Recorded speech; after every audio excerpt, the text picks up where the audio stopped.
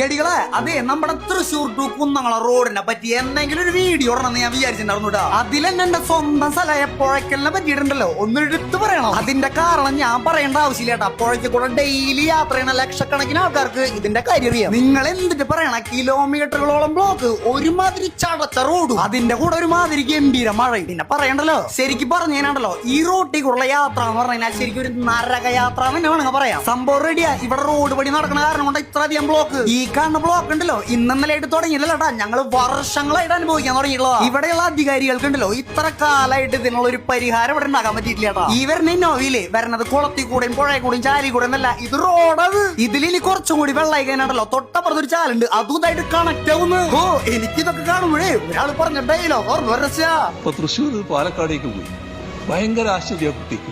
കേരളം എന്തൊരു മാറ്റാണ് മാറിയിട്ടുള്ളത്. ന്യൂയോർക്കിനേക്കാളും നല്ല റോഡാണല്ലോ ഇവിടെ കിടക്കുന്നത്. അപ്പൊ ഇതിനുള്ള മറുപടി നിങ്ങൾ എങ്ങനെയാണെന്ന് കമന്റ് ബോക്സിൽ ഡെയിലി ചെയ്തോട്ടോ. ഡെയിലി ഇതിലൂടെ യാത്ര ചെയ്യണവര് നിങ്ങളുടെ എക്സ്പീരിയൻസ് ഒന്ന് പറഞ്ഞോട്ടാ. ബാക്കിയുള്ളവർ കൂടി ഒന്ന് അറിയട്ടെ.